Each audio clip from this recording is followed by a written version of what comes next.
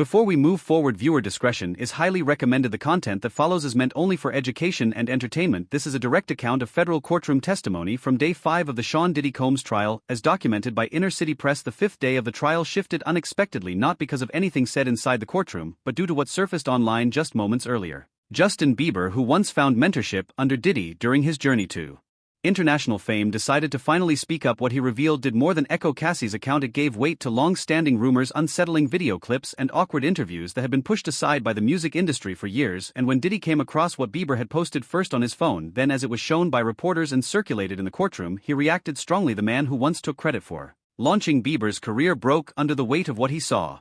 Security had to intervene. The courtroom went silent. It was not merely an outburst, it signaled the beginning of something irreversible. Back in 2009, Justin Bieber symbolized innocence. At just 15 years old, he was fresh out of Ontario, newly signed by Scooter Braun and Usher, and already on the rise with his debut single One Time topping the charts. He became a sensation overnight. He was seen as polite, well-mannered, and adored by fans around the world, but away from public view, Bieber's rapid success was being managed by older, more experienced figures operating within the hidden layers of the music business. One of those people was Sean Diddy Combs. Diddy did not just cross paths with Bieber, he took him under his care. He introduced him to the industry, brought him to events, and called himself a mentor. In a clip that would later become controversial, Diddy joked during an interview that he had custody of Bieber for 48 hours, though it was intended to be funny and dismissed at the time. It planted a seed of unease that would not fully develop until many years later. Footage from that time shows Bieber looking wide-eyed and uneasy standing next to Diddy as cameras flashed. Diddy often spoke on his behalf, made inappropriate remarks, and led the young teen through experiences that in hindsight seemed far too mature for someone his age. In one instance, Bieber made a joke about girls and Diddy responded with the phrase "my man," a moment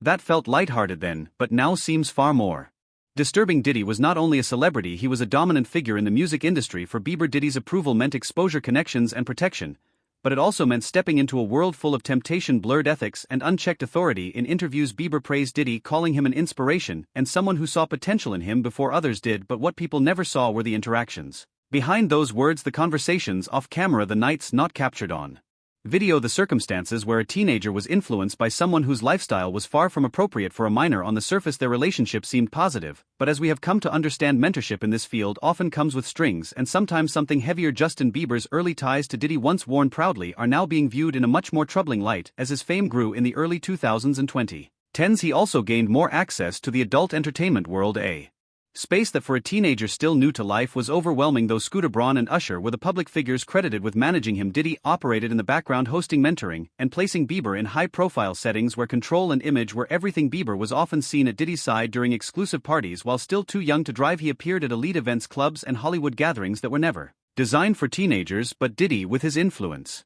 made those appearances possible. The imbalance of power between them was not just about age, it was about the access. Diddy had to unlock any door, introduce any figure, and shape public opinion. In return, Bieber was expected to smile, stay loyal, and absorb lessons from a world that demanded more than he was ready to handle. Behind closed doors, many moments that were called mentorships looked more like control than guidance. People close to Bieber would later describe how overwhelmed he constantly felt dealing with the demands and pressure from every direction. While Diddy's guidance opened professional doors, it also placed Bieber face to face with some of the industry's darkest traits, including fame addiction and manipulation. The impact on Bieber's mental and emotional state began to appear early. He showed signs of distress, got into legal trouble, had run-ins with paparazzi, and seemed to lose direction. Looking back, it is not surprising. Being a teenager celebrated as a global star while being handed a drink at a Diddy event is not a normal experience. It is harmful. The industry let Bieber down by treating him as a grown man before he even became one. Though Diddy was never accused of harming Bieber directly, the mentorship he offered led Bieber into places no minor should have been placed. That too is a form of long-term harm. And then there was the silence as other young talents began to speak out about the abuse of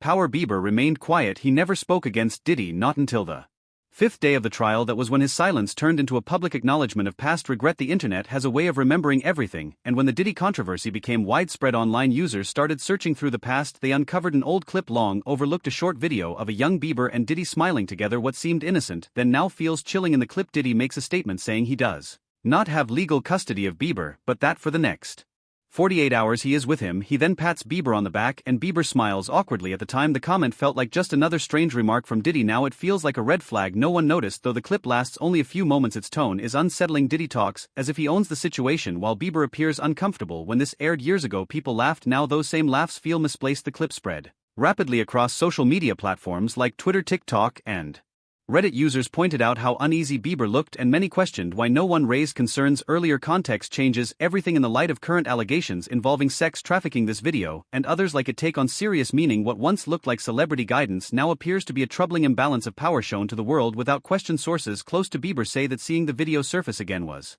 deeply upsetting for him, that it brought back memories he had tried to forget, that it forced him to question if his instincts from back then were correct, and if he had simply been too young and too scared to speak up at the time. The return of the video made staying silent no longer an option for Bieber. He started working on a statement in private, thinking through every word. It was no longer just about Cassie, it was also about the image he once had of someone who had shaped his career, and the hard truth that this man may never have earned the trust placed in him. And when Bieber finally shared his words, the world was watching, and so was Diddy. By the time he reached his mid-20s, Bieber had already experienced a rise to fame, a public breakdown, and a difficult climb back to stability that few young celebrities survived. The child once led by industry giants like Diddy was now an adult, and more importantly someone who was starting to realize just how much his past had influenced who he had become. Between 2014 and 2016 his life spiraled. He was arrested, faced vandalism charges, had frequent confrontations with paparazzi, and cancelled multiple public appearances. In later interviews, Bieber revealed that the pressure had nearly destroyed him, saying in one that he would probably not be alive if he had continued on that path. His voice was steady, but the pain was still visible in his eyes. What helped him change was not a song, but a relationship. In 2018, he married model Hailey Baldwin. That union was not just romantic, it marked a turning point. Through Hailey and his deepening Christian beliefs, Bieber began to peel away the trauma and control that had weighed on him for years. He quit drugs, started therapy, and cautiously spoke about how certain people in the industry had taken advantage of his vulnerability. Although he never named Diddy directly, the meaning was clear. He talked about being surrounded by adults who saw him not as a person but as an opportunity, and how they turned on him without warning. He slowly cut ties with those old connections. He stopped attending wild parties and night events, and his music became more personal. Songs like Lonely and Ghost revealed emotional wounds that fans could feel even if they could not fully understand them. Little by little he began to find himself again. Still, some ties remained. In 2023, Bieber worked with Diddy on his Love album. Off the grid, on the surface, it looked like a reunion, a former mentor and his protege making music again, but according to people close to Bieber, he regretted being involved almost right away. These sources say he had no idea just how serious the allegations against Diddy were when he agreed to the project. Once the lawsuits began and federal raids followed, Bieber reportedly withdrew. One associate said he went quiet, that he was angry, confused, and unsure of what was true. That is why what happened on day 5 was such a shock. After years of silence, Bieber spoke up, and everything changed. At exactly 812 in the morning on the 5th day of the trial, Bieber posted a message to his 270 million followers. It changed the mood of the courtroom completely. The message was short, paired with a black and white photo of him and Cassie from a past music event, but the words struck a nerve. "Cassie, I see you, I remember what I saw, and I am sorry I did not speak up sooner." The message spread instantly. News sites shared it, fans filled the comments, celebrities reacted, some offering support, others staying silent. But in the courtroom the effect was immediate. Diddy, who had entered the room calm and composed, had his phone taken from him by a lawyer after checking Instagram multiple times, but he had already seen the post, and his reaction told everyone that it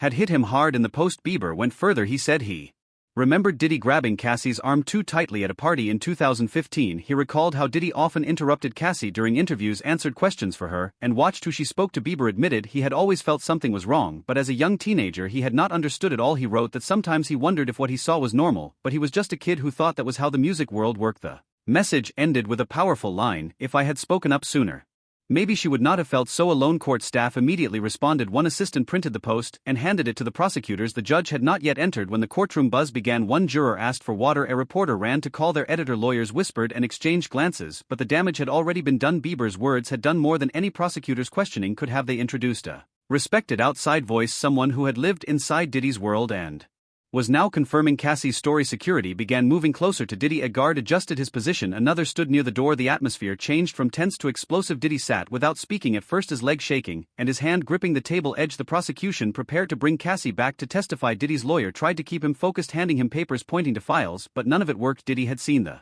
post and something in him had snapped. Witnesses say he started breathing heavier. He ran a hand through his hair, loosened his tie, and whispered to his lawyer. Then suddenly he slammed his hand on the table, knocking over a water glass that shattered across the floor. The courtroom gasped. The judge struck her gavel, warning Diddy to control himself, but he stood up, shouted that it was all lies, and pointed directly at Cassie. Then he turned to the screen displaying the evidence and said, "After everything I did for him," referring to Bieber. Security closed in.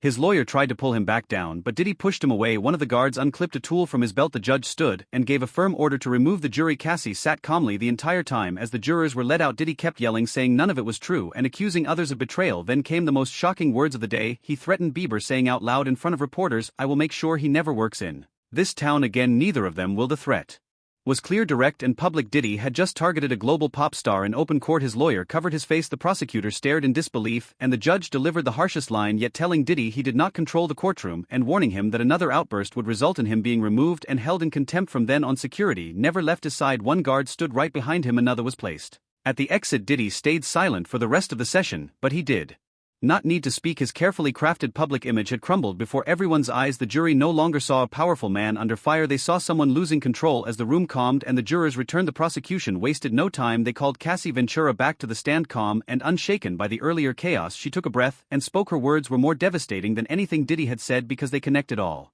the events, including Bieber. She said, "I know people are surprised by what Justin posted, but I was not." The courtroom grew quiet again. Cassie confirmed that Bieber had been around often during the years she was with Diddy. She said they were both young, that Bieber was like a younger sibling in the industry. Diddy liked to show him off, bring him to events, and teach him things. When asked if Bieber had seen anything unusual, Cassie did not hesitate. Cassie revealed that Diddy controlled who she could talk to, including banning her from speaking to Justin Bieber unless Diddy was present. Text messages from 2017 between Cassie and Bieber showed she had reached out for help years before the trial, proving her story was real and not fabricated. At a party, Diddy warned Cassie that even Bieber knew what happened to those who crossed him, a moment that terrified her. Bieber's testimony and the messages shook the courtroom and the public, sparking a media frenzy and panic within the music industry. Many insiders began coming forward, some with sworn statements, while others distanced themselves from Diddy. The prosecution then presented hotel security footage from 2018 showing Diddy subtly controlling Cassie, confirming her account. Following the day's events, brands pulled endorsements and streaming platforms reviewed Diddy's catalog. Bieber said he spoke out not to be a hero but because he couldn't stay silent. For Cassie, it was proof her story mattered. For Diddy, it marked the beginning of his downfall, as the silence protecting powerful figures finally broke.